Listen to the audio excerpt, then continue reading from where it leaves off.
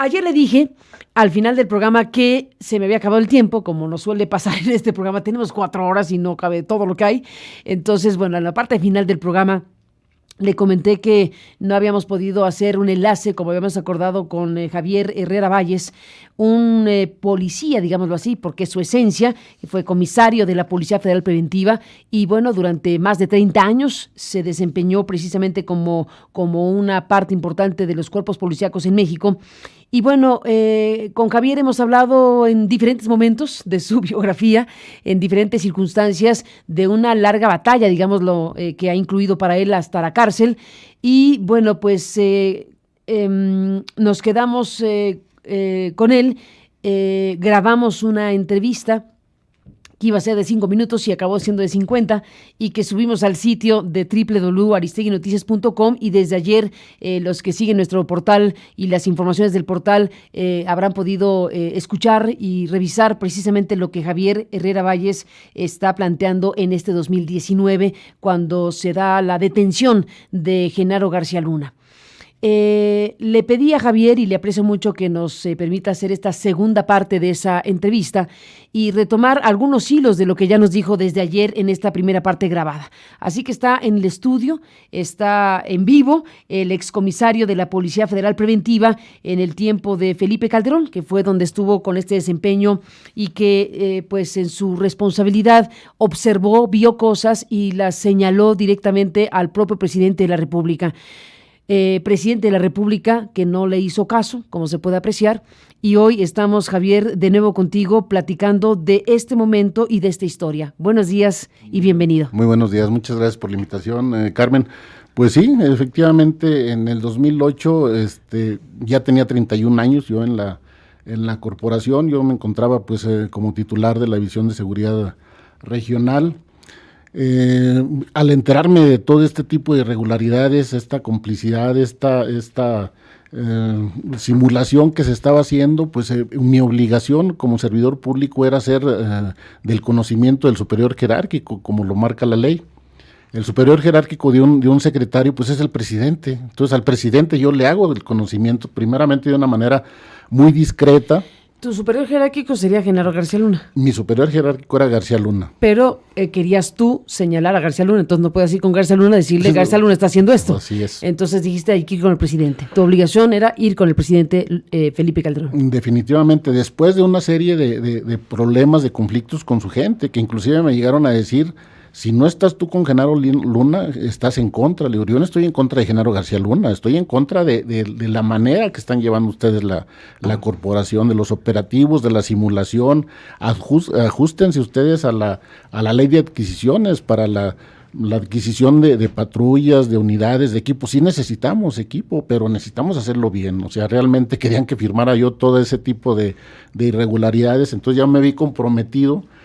O sea, me estaban queriendo comprometer. O sea, primero conocía el lado operativo, que fue lo estuve cuestionando, la simulación, pero ya como jefe de la división yo ya tenía que firmar los ingresos de gente que había reprobado los controles de confianza, que les habían cobrado para ingresarlos y que tenían que mantenerlos. Entonces querían que firmara las adjudicaciones, todo el equipamiento. Entonces realmente esas fueron mis diferencias con ellos. ¿Querían quiénes? Querían, porque hablas en plural. Estaba, pues ahora sí, Edgar Millán, que era pues la gente de confianza de él.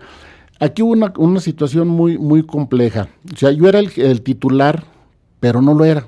O sea, realmente Edgar Millán era el coordinador general, un puesto que no existe, y yo era el coordinador.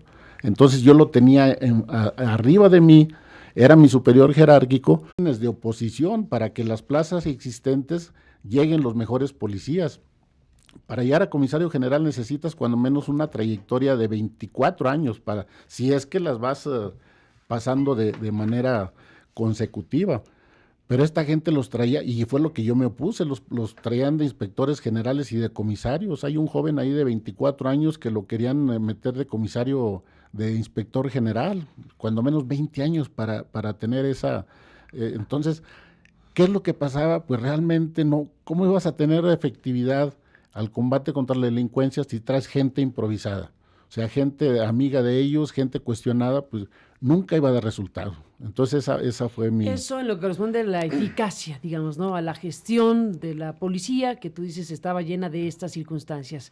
Pero has dicho cosas peores, has dicho cosas muy graves respecto a Genaro García Luna en la conversación que sostuvimos ayer y en otras que hemos sostenido en los años anteriores, incluyendo algún enlace tú detenido. En Arraigo. Tú en Arraigo, tuvimos alguna vez una conversación vía telefónica para CNN, tú en Arraigo, y bueno, pues nos contaste también estas irregularidades. Pero, digamos, además de lo que tú señalas fue una mala gestión improvisada y con estas características, lo que tú estás planteando es que Genaro García Luna era realmente parte del propio cártel de Sinaloa, en pocas palabras. Bueno, yo creo que él tenía su propio cartel, el cartel que de todo su grupo de confianza, ya lo hemos mencionado, Palomino, Garza Palacios, Pequeño García, Facundo Rosas, o sea, realmente cada quien hacía su parte en esa estructura de complicidades. O sea, tú dices, ¿había un propio cártel de García Luna? ¿Así? Es el propio cártel de García Luna, porque era el que estaba luchando, apoyando a otro, que fue cuando empieza la violencia extrema. O sea, realmente sí había violencia, no a tal magnitud, porque fue cuando empezaron a cooptar, empezaron a voltear a ver a la delincuencia común, a ayudarse, a apoyarse para halconear, para hacer una serie de actividades de apoyo. Sí, a ver, déjame tener aquí. ¿Cuál es el punto de quiebre entonces para hablar de la violencia extrema que ha vivido México y vive México en este momento? Tú estás ubicando este suceso, esta circunstancia. ¿Puedes explicarlo mejor? Sí, mira, desde que crea Genaro García Luna en la Agencia Federal de Investigaciones, o sea, es una persona frustrada porque siempre quiso entrar al FBI, pero bueno, crea su Agencia Federal de Investigaciones. En el 2001, ahí empieza a poner a toda su gente de confianza, que son todos los que ya hemos mencionado, sin eficacia. Ahí se empieza a generar la violencia, la extrema violencia, por las complicidades que había. Hubo bastantes situaciones de venta de plazas, de circunstancias, la muerte estuvieron implicados en el homicidio de Enrique Salinas de Gortari. Los mismos del AFI. Los mismos del AFI, gente estuvo involucrado, Cárdenas Palomino, Edgar Millán, Nahum, del jefe de la sección primera. Hubo diferencias graves con Navarrete Prida, que era el procurador del Estado de México. Entonces, había órdenes de aprehensión contra esta gente y realmente nunca se complementaron homicidios de esta misma gente. Entonces, al llegar a la Secretaría de Seguridad Pública, bueno, pues toman partido, inician la famosa guerra contra la delincuencia organizada sin resultados. No hubo resultados en ningún momento, más que con gente que tenían en contra. Entonces, ellos crean su propio cartel, un cartel con autoridad. Entonces, yo le hago el conocimiento al presidente de esta situación y me ignora, yo pensando que estaba, ahora sí, que tenía desconocimiento de esta situación. Se la hago de una manera muy, muy discreta. Después, en mayo, ya cuando me doy cuenta que no es así, ya la hago directamente con copias al procurador para los efectos legales correspondientes. ¿Las cartas? Las cartas, la hago... ¿Son dos cartas? Son la segunda carta, la de mayo. La primera se la mando para que se entere, sí, por si no sabes. Sí. Yo te adjunto lo que tengo. ¿Y se la mandas y tú cómo? le puedes buscar. Por 3 medios. Por el subprocurador de Derechos Humanos, el doctor... ahorita me acuerdo, Rodolfo Elizones, secretario de Turismo. Juan de Dios Castro. Juan de Dios Castro. ¿Te refieres primero a Juan de Dios Castro? Así es, Juan de Dios Castro. ¿Y luego? Rodolfo Elizondo, secretario de Turismo, paisanos de Durango, amigos de mis padres, supuestamente, y de una diputada federal. Rodolfo Elizondo se le entrega directamente a Genaro García Luna, porque se entera primero, antes de que el presidente. El doctor Juan de Dios Castro me dice que no me meta que no se la envíe, porque me voy a meter en problemas. Genaro García Luna supuestamente era su gente consentida y me recomendaba prudencia. Eso te dijo. Nunca tuve prudencia, le llegó no me lo dijo, él me dijo su secretario particular, Te mandó decir. me mandó decir, dice, dile que no. Que no le mande nada a Calderón porque es García Luna el consentido del presidente. Y te vas a meter en problemas. Te vas a meter en problemas. Y efectivamente te metiste en problemas. Bastante problemas. Retomando el tema de mis problemas, me concluyen con el cargo. Yo me quedo me ponen a disposición de la sección primera, que es personal, precisamente con Nahum, que todavía está haciendo mis señalamientos. Entonces, pues le caí como en bandeja de plata, ¿no? Entonces, pues empieza la persecución, el hostigamiento, intervenciones de mis comunicaciones telefónicas, seguimiento en mis actividades privadas, familiares. En mayo yo le doy otra carta porque la gente del interior de la policía que estaba inconforme me empezó a dar más información y empecé a recabar información, recabé 30 anexos. Yo sabía más cosas, las que ahorita estamos hablando, pero tenía que ser objetivo, no podía yo decirle está metido en el narcotráfico, no hombre, pues ya Javier Herrera no existiera. Entonces, realmente lo que le podía yo comprobar fue lo que le adjunté. ¿Para qué? Para que tomara conocimiento y se hiciera la investigación. Y la investigación, como tú acabas de decir, da para un macroproceso. Claro que da para un macroproceso, pero pues se necesita empezar por algo. Aquí nunca hubo voluntad. En mayo yo le entrego esa segunda carta. Me fue años de edad. Estaban tomando fotografías ahí en el interior del vehículo mientras mi esposa estaba en una lavandería. Bueno, todo eso me fui a la Comisión de Derechos Humanos, presenté mi queja y una queja que tengo previa a esto. Detienen a mi hermano Arturo Herrera Valles, que era comisario, también era jefe de la región Tabasco, un excelente policía, y realmente por ser mi hermano, porque él estaba más contento por la oportunidad que le habían dado de ser jefe de región, que estar de mi lado. Lo manda a llamar Millán al otro día, de que yo se le entrego a Rodolfo Elizondo, por eso deduzco que fue Rodolfo Elizondo, porque le hablan y le enseñan la carta. La lee, dice, pues tú, ¿no? Yo no sé. ¿Le enseñan la carta a tu hermano? A mi hermano. O sea, lo trajeron de Villahermosa, Tabasco. La carta, a ver, cuéntale. Uh-huh. O sea, la carta que había entregado el 18 de noviembre, no, el 18 de mayo, al 19 lo mandan llamar al día siguiente de Villahermosa, Millán, y le entrega la carta, esta carta. La que tú le entregaste completa a Elizondo para que Elizondo se la entregara al presidente, pero se la entregó antes a García Luna, y entonces el equipo de García Luna se le enseña a tu hermano al día siguiente. Y le preguntan, Lela, ¿y qué opinas? No, dice, yo no sabía, y efectivamente no sabía porque realmente yo lo quería hacer de una manera discreta, era mi responsabilidad, yo no quería inmiscuir a nadie, sabía el problema que me podía meter, no sabía la magnitud. Ahora sí cabeceé para el lado del golpe porque pues fue el presidente el que me lo tiró. Entonces, él dice, yo no sé de esta situación, ¿qué opinas? No, yo soy institucional y yo continúo, órale, vete. Mi hermano dijo, no comentes del aeropuerto, porque ni siquiera tuvo, pues ahora sí el ánimo de verme, me dice, oye, pasó esto, ¿cómo? Así me lo dio, lo que le estoy platicando.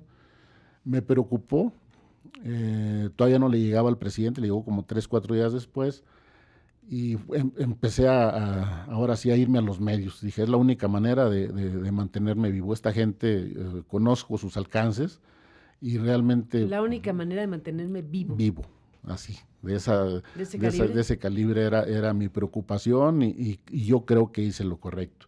La prueba está de que lo que pasó posteriormente, entonces ya le llega al presidente, para eso me concluye en el cargo de inmediato, y bueno, pasa toda esta situación hasta la segunda carta. Se viene la detención de mi hermano, le hacen imputaciones con el Pitufo, ahí el famosísimo Pitufo, un testigo protegido del gobierno de Felipe Calderón, con el cual sirvió para muchos casos el famoso Pitufo, para un barrido, un berregado. Así es, él tenía el sentido de la ubicuidad porque... Pues, ¿también se usó para tu caso? Primero contra él. Primero con tu hermano y luego contra ti, con el testimonio del famoso Pitufo. El famoso Pitufo. Entonces, con el testimonio del Pitufo, fue el Pitufo y un defraudador, o sea, yo estaba con dos carteles, con el de Sinaloa y con el del Golfo. O sea, tú eras alguien a quien se le imputó estar con dos carteles. Con dos carteles, entonces a mí me consignan por estar con el cartel del Golfo y me sentencian por estar con el cartel de Sinaloa. O sea, realmente ahí te das cuenta que los jueces también se prestan a esta situación. Y qué grave, porque pues realmente yo estuve de compañero de celda con Noé Ramírez Mandujano, me decía, pero tú no tienes por qué estar aquí. Le digo, pues convence al juez, porque pues ahora sí, él, leyendo, conociendo los cargos, pues eran testimonios de oídas, porque ni directos siquiera. Pero eso dio para una sentencia de 10 años arbitraria, en donde la jueza hace su sentencia en un auto de formal prisión con jurisprudencia de auto de formal prisión de presuntamente responsable a plenamente responsable, o sea, no tuvieron el mínimo esfuerzo mental para hacer algo mejor. Pero bueno, a final de cuentas... Era procurador, era de República. Primero era Eduardo Medina Mora. Eduardo Medina Mora, yo confiaba que pues había sido secretario de Seguridad Pública, no me conocía como de hablarnos de tú ni de pellizco, pero sabía mi trayectoria y dije, él no se va a prestar para una situación de estas. Cuando yo veo bueno, a mí cuando me detienen, en primera me dan una muy buena zarandeada, me fracturan una costilla. ¿Cómo? Sí, hay una recomendación de la Comisión Nacional de Derechos Humanos por esa situación. O sea, mis mismos compañeros me detienen y obviamente me refieren por no haberme callado el hocico. Así me dijeron y otras andeses. Así fue y lo demás no lo puedo repetir. Pero aparte... ¿Pero podrías parafrasearlo? ¿Cómo fue que los propios miembros de la policía hicieron esto? Traían instrucciones, definitivamente. Eso era por no haberme callado, por no haber entendido, de no meterte con el ingeniero García Luna. Cuando eso fue al subirme a la patrulla, me esposan, me jalan los brazos hacia atrás, yo sentía que me habían dislocado el hombro, pero aparte me caen con una rodilla en la espalda y me fracturan una costilla. Esas lesiones las desestima el doctor, los peritos en la Procuraduría. Yo no podía respirar por la fractura, el dolor. Ahora sí ya no sabía cuál era el dolor más intenso, si el del hombro o el de no poder respirar. La Ministerio Público le manifiesto que me golpearon, no lo anota, no lo asienta. ¿No lo sienta? No lo asienta en el acta, en la averiguación previa, en el acta en donde comparecí. Pero estás tan sorprendido que no lo crees, o sea, dices, ¿cómo? O sea, ¿por qué esta situación?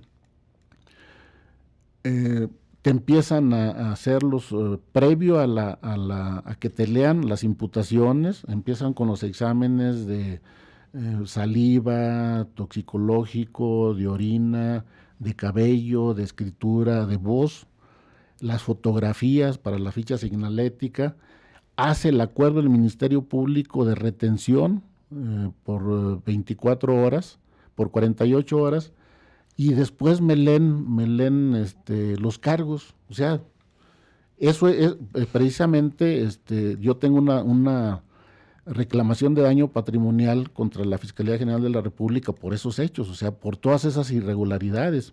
Tengo una denuncia también por esa situación, una denuncia penal contra Marisela Morales, los agentes del Ministerio Público y los testigos protegidos, porque a final de cuentas esto se tiene que solucionar y se tiene que sancionar.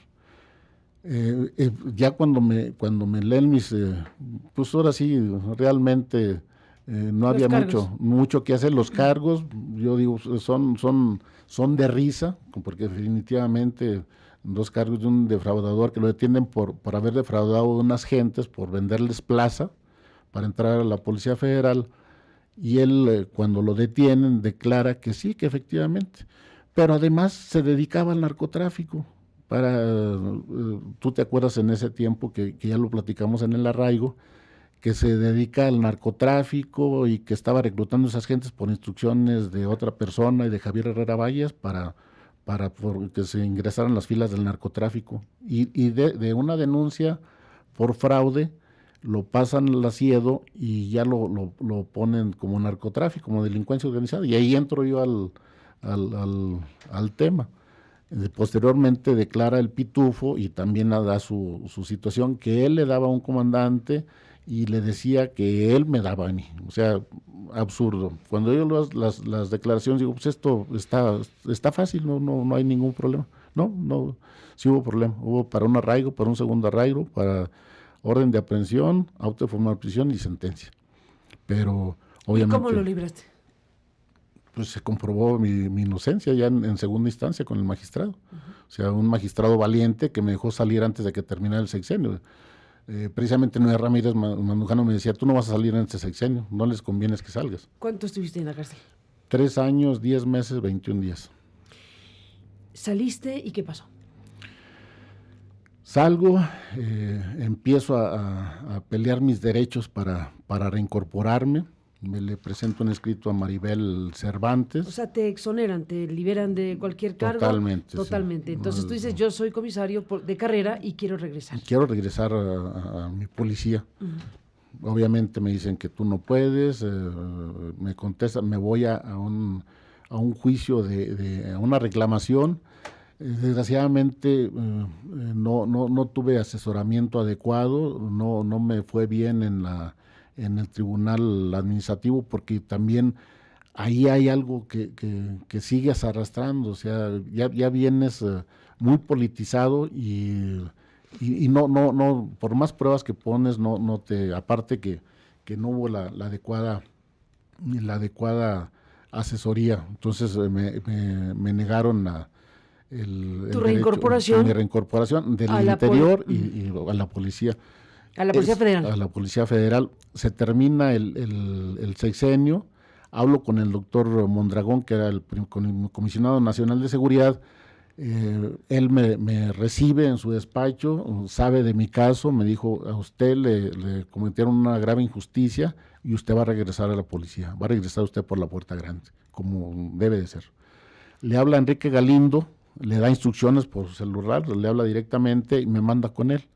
Enrique Galindo nunca acató las instrucciones del doctor, me dio la suave, me trajo con vueltas, ya no me recibía posteriormente, pero bueno, pues Enrique Galindo también traía una serie de problemas de corrupción que no le convenía que estuviera yo ahí adentro de sus filas. Después con Alejandro, que estuvo también de comisionado nacional de seguridad, Genaro García Luna, o sea, realmente no hubo voluntad para entrar. Yo ya hablé en esta ocasión con Peña Nieto, pues no se dio.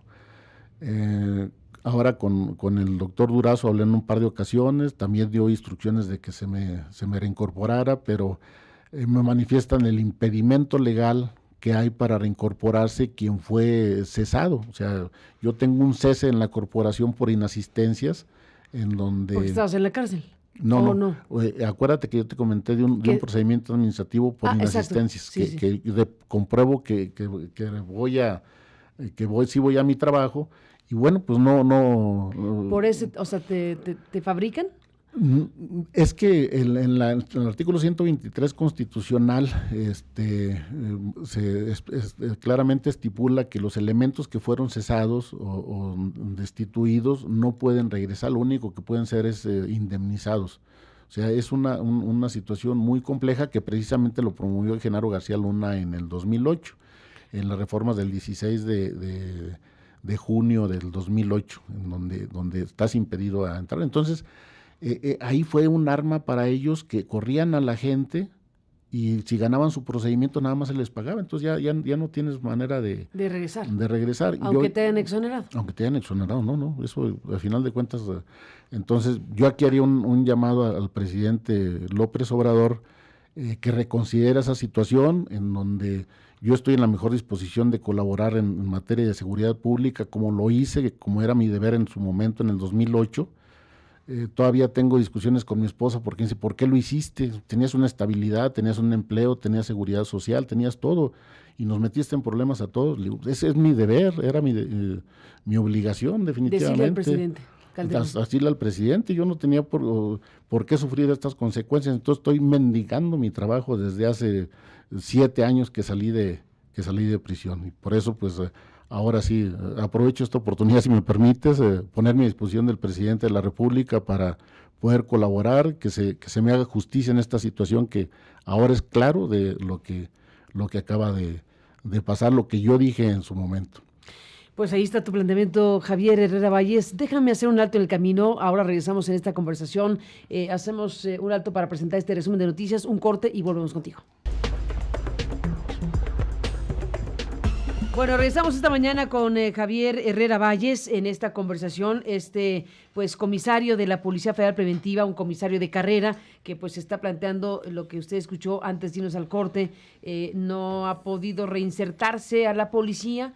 Bueno, ahora te digo, la Policía Federal está en proceso de extinción. Así es, la Guardia Nacional. Hoy es la Guardia Nacional, ¿no? Así es. Hoy es la Guardia Nacional. Bueno, está ahí tu planteamiento que se escuchó en el bloque pasado. Déjame retomar rápidamente el hilo, Javier, de lo que estabas explicando sobre tu lectura de por qué se desata en México esta criminalidad desbordada. No es que no haya habido crimen organizado en México desde siempre, digámoslo así, pero algo sucedió, hay un punto de quiebre y tú lo explicas de cierta manera. Tú dices, aquí sucedió algo que puede ser la respuesta a por qué centenares o millares de mexicanos se involucraron violentamente al tema del crimen organizado. Danos tu lectura del asunto. Bien. Mira, ya lo había comentado al principio.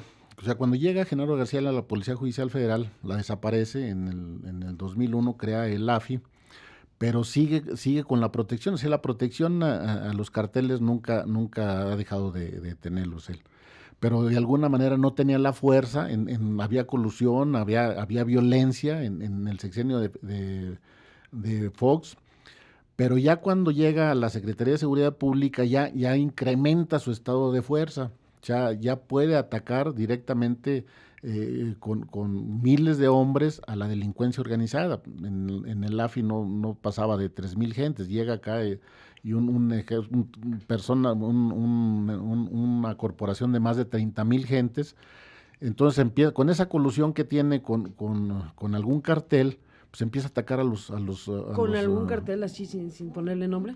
Pues ya está el de Sinaloa. El de Sinaloa, porque él protegía a los Beltrán Leiva también, nada más que entran en conflicto y se carga a un cartel.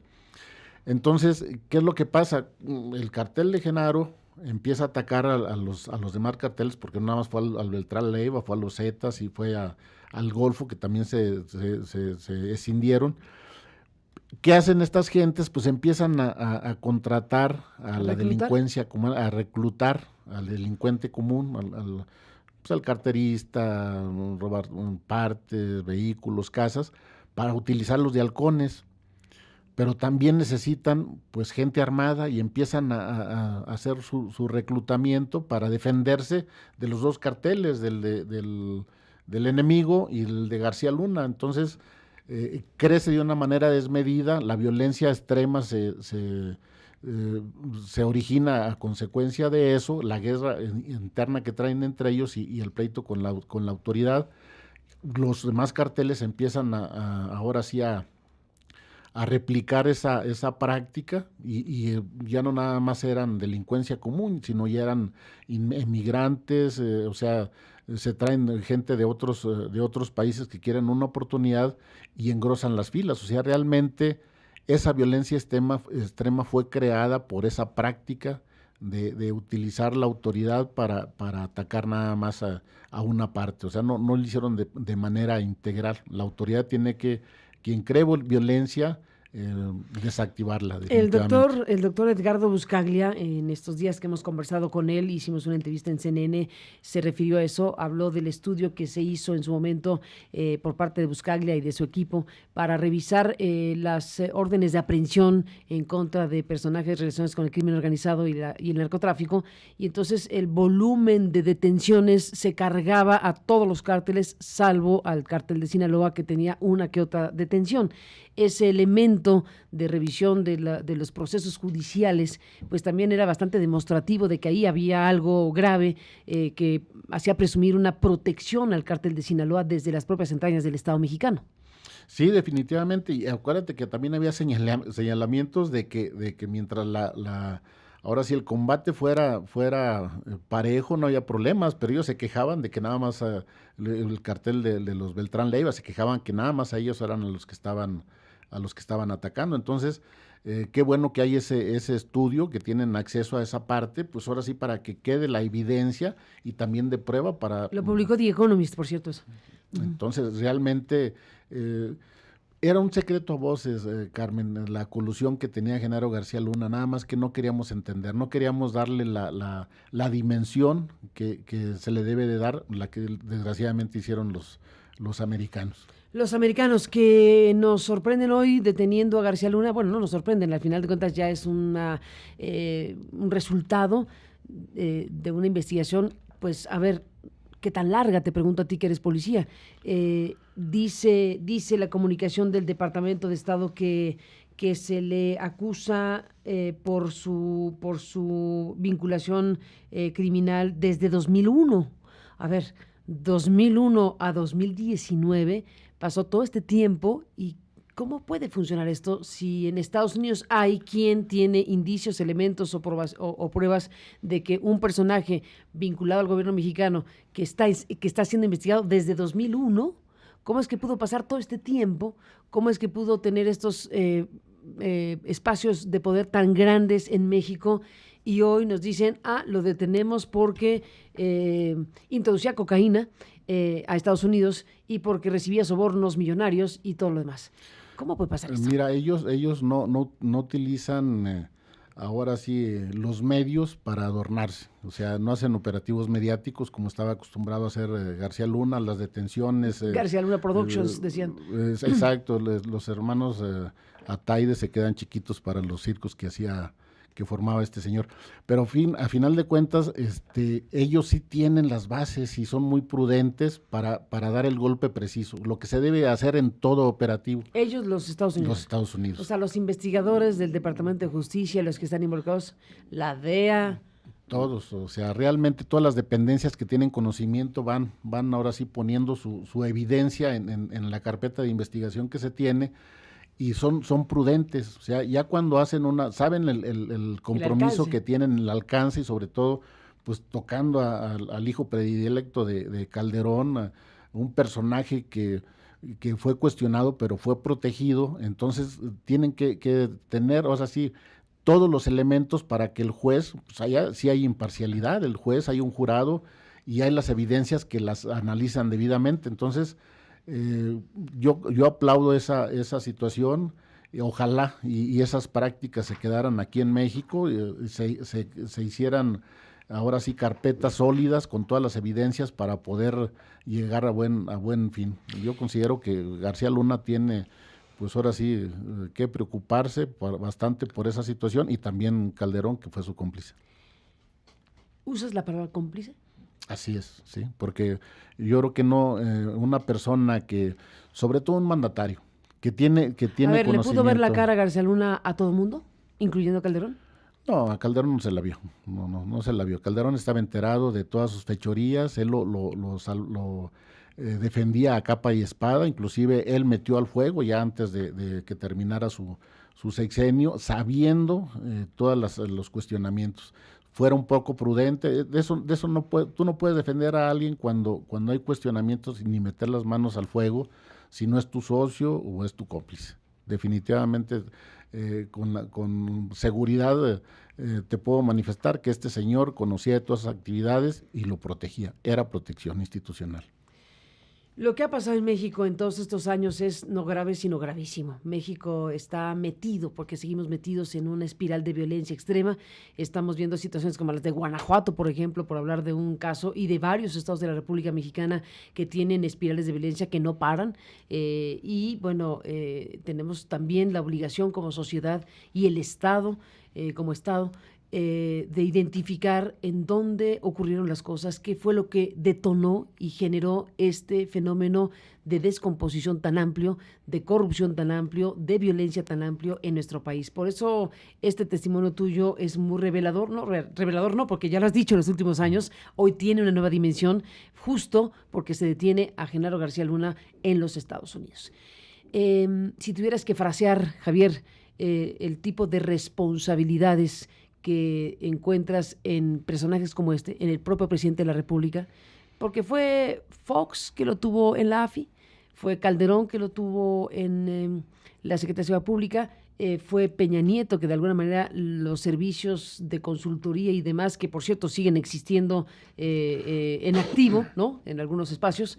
¿Qué tipo de responsabilidad se tiene que identificar de estas personas que tuvieron en sus manos el poder que se les concedió o que tomaron para dirigir este país?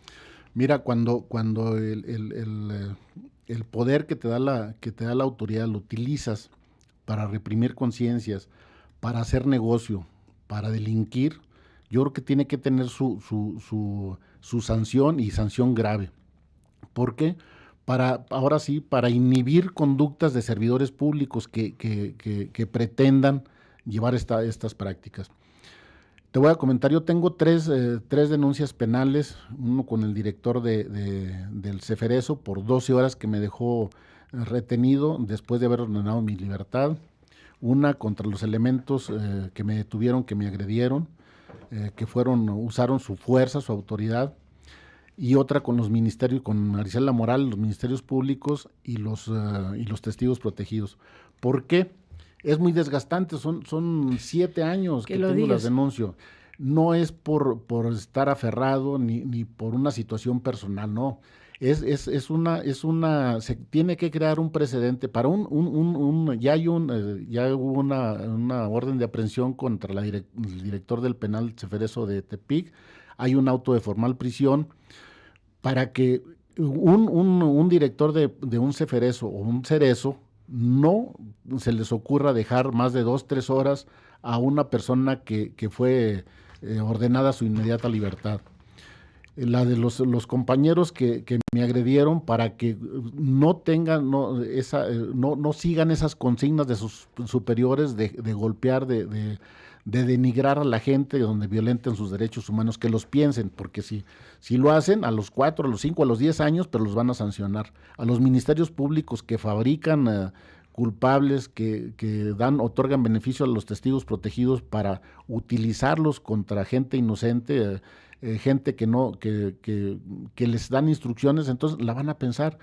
Es lo que tiene que pasar lo mismo. O sea, realmente el elemento que se coluda, si un presidente se colude con la delincuencia organizada, que tenga su sanción terminando su periodo, 1, 2 periodos, 3, los que sea, pero tiene que ser sancionado. Un secretario de Seguridad Pública que haga su propio cartel para su propio beneficio, tiene que ser sancionado, él y su gente. O sea, se tiene que crear un precedente definitivamente. Y ojalá que esa acción que está tomando en Estados Unidos se replique aquí y se ponga atención en ese medio.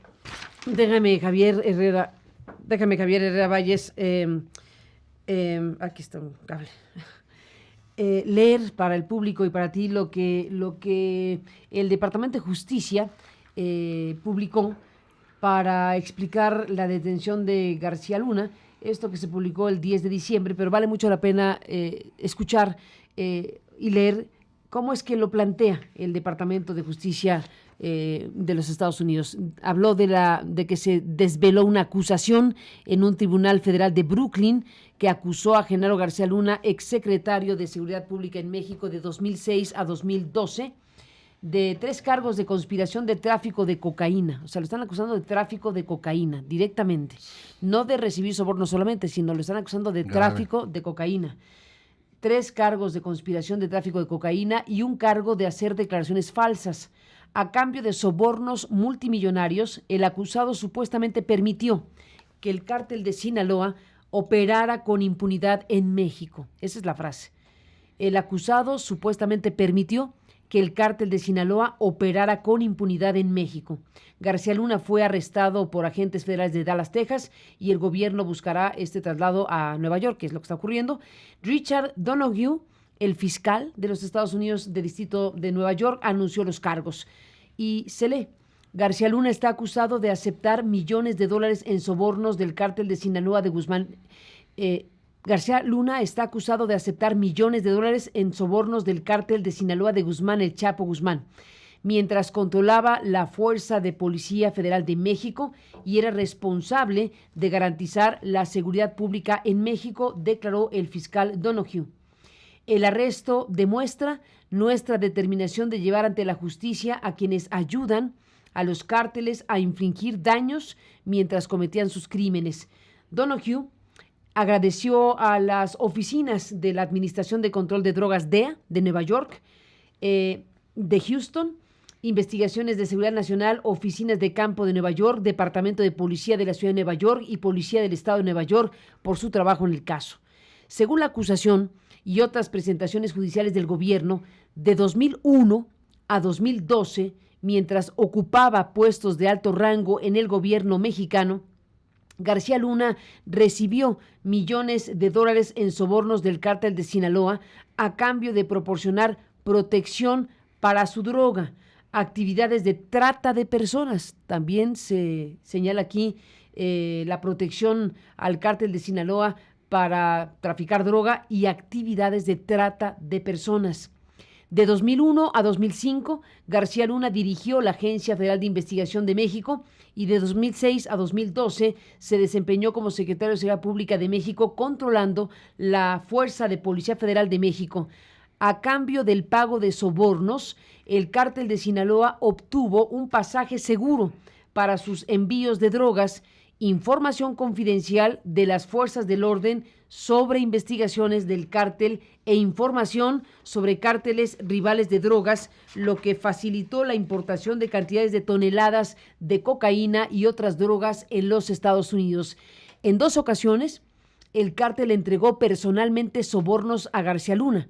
En 2 ocasiones, el cártel entregó personalmente sobornos a García Luna en maletines que contenían entre 3 y 5 millones de dólares. Según los registros financieros obtenidos por el gobierno, cuando García Luna se mudó a los Estados Unidos en 2012, había acumulado una fortuna personal de millones de dólares. García Luna continuó tomando medidas en los Estados Unidos para ocultar su asistencia corrupta a los narcotraficantes. Específicamente presentó de forma presunta una solicitud de naturalización en 2018 en la que mintió sobre sus actos criminales pasados en nombre del cártel de Sinaloa. Pues que aquí hay un tema, Javier, que le preguntaron, ¿tiene usted algún antecedente? Dijo, no. ¿Tiene usted relación con el cártel de Sinaloa? No, y por eso también lo están imputando, por haber mentido en esa declaración al buscar la naturalización, la nacionalización estadounidense, que es parte de los cargos que se le están haciendo. García Luna continuó tomando medidas en Estados Unidos para ocultar su asistencia corrupta a los narcotraficantes y presentó esta solicitud de naturalización en 2018. Ahí mintió sobre sus actos criminales pasados en nombre del cártel de Sinaloa. Si es declarado culpable del cargo de conspiración de drogas, García Luna enfrenta una sentencia mínima obligatoria de 10 años de prisión y un máximo de cadena perpetua. Así que los cargos en la acusación formal son acusaciones y el acusado se presume inocente a menos y hasta que se pruebe su culpabilidad. El caso del gobierno está siendo procesado por la Sección Internacional de Narcóticos y Lavado de Activos del Distrito Este y la Sección de Integridad Pública. Los fiscales federales adjuntos Michael Robotti, Ryan Harris y Erin Reid están a cargo de la acusación. Esta es la información que da el Departamento de Justicia de los Estados Unidos, esta oficina en Nueva York, donde pues la Fiscalía del Distrito Este de esta ciudad, de este lugar de los Estados Unidos, pues está determinando de esta forma las razones por las cuales fue arrestado por conspiración de narcotráfico y declaraciones falsas el señor Genaro García Luna. Javier. Bueno, pues qué grave. Sí. Y bueno, sí, yo creo que también aquí le deben de, va a tener problemas porque cuando le hicieron imputaciones en Estados Unidos, corrió aquí a México de Miami a declararse inocente, le abrieron los medios para que escuchar su versión, pensando que pues con eso la iba a liberar. Entonces yo creo que también aquí debe tener la responsabilidad. Te quiero comentar, aquí en México hay unas denuncias que yo presenté en mayo, las hicieron actas circunstanciadas y bueno, pues yo esperaría que se tomaran en consideración para que se elevara a carpeta de investigación y todos los elementos pudieran Se supone que ya la hay, ¿no? Pues no sé de cuál es los cargos. Me gustaría hablar con el doctor Germanero para hacer el conocimiento. Pues sería buenísimo que hablaran para que le cuentes tu historia. Así es, y además qué trato se le dio a esa denuncia, porque a mí me levantaron me iniciaron una averiguación previa por la denuncia que puse, por revelación de secretos. Entonces realmente pues yo esperaría que sí se elevara a averiguación previa la que está aquí, o cuando menos que se acumule a la que tiene la Fiscalía General de la República. Javier Herrera Valles, te propongo cerrar esta conversación a reserva de seguir conversando en otras ocasiones, pero te propongo cerrar la conversación con la respuesta que le puedas dar tú a el expresidente Felipe Calderón, que cuando se dio la noticia de la detención de García Luna subió un tuit y una explicación diciendo lo siguiente: respecto al arresto del ingeniero Genaro García Luna, quiero precisar, dice Calderón, que desconocía por completo los hechos que se le imputan, ya que jamás tuve información o evidencia sobre ellos. Por lo mismo, me sorprende profundamente lo que está ocurriendo. Espero que se realice un juicio justo y apegado a derecho, en el que, si se demostrara su culpabilidad más allá de toda duda, se aplique todo el peso de la ley. De confirmarse los hechos de los que se le acusa, esta sería una gravísima falta a la confianza depositada en él, sobre todo la de sus propios compañeros y otros agentes del orden que perdieron o arriesgaron sus vidas por servir a los mexicanos.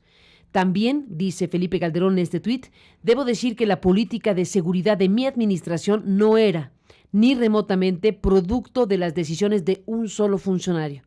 En ella colaboraban muchos servidores públicos, civiles y militares, y desde luego también había una cooperación estrecha con el gobierno de Estados Unidos y sus agencias de seguridad y de justicia. Más allá de posturas políticas y opiniones personales, hay que esperar el curso de las investigaciones y la información que se genere a partir del juicio. Estaré, dice el expresidente Calderón, muy pendiente de este proceso y desde luego siempre abierto a explicar y rendir cuentas ante los mexicanos, como lo hice cada día en mi gobierno y como lo he hecho desde que dejé la presidencia de la República en 2012. Reitero que mi postura siempre ha estado y estará del lado de la justicia y la ley. Es el mensaje, Javier Herrera Valles, del expresidente Calderón, donde dice: quiero precisar que desconocía por completo los hechos que se le imputan. Yo le diría que no es cierto, Felipe Calderón, tú tenías conocimiento, usted tenía conocimiento de las imputaciones, tenía conocimiento de todas las arbitrariedades que estaba cometiendo Genaro García Luna, y qué lástima que salga a hacer esas declaraciones, porque pues un hombre cabal no debería de por vergüenza, por haber estado coludido con Genaro García Luna, hacer esas declaraciones. Él está pidiendo un juicio justo. Yo le voy a decir que en mi caso no hubo un juicio justo. En su tiempo la diputada federal Laida Sansores San Román, con una comitiva de diputados federales, fue a verme a Tepic, a hablar a la cárcel, fue a Tepic a hablar a verme, a hablar con el juez, la jueza del caso y la directora del penal para pedir un trato digno y un juicio justo, cosa que no tuve, ni un juicio justo ni un trato digno. Entonces, no se sorprenda, señor Calderón, que en otro país estén juzgando a su cómplice, y sí tenía conocimiento, definitivamente. Espero que enfrente su responsabilidad y dé la cara al pueblo de México de la traición como presidente al haber estado involucrado en delincuencia organizada también él. Ahí está tu respuesta, Javier, al expresidente Felipe Calderón. Seguiremos hablando. Gracias por estar aquí esta mañana.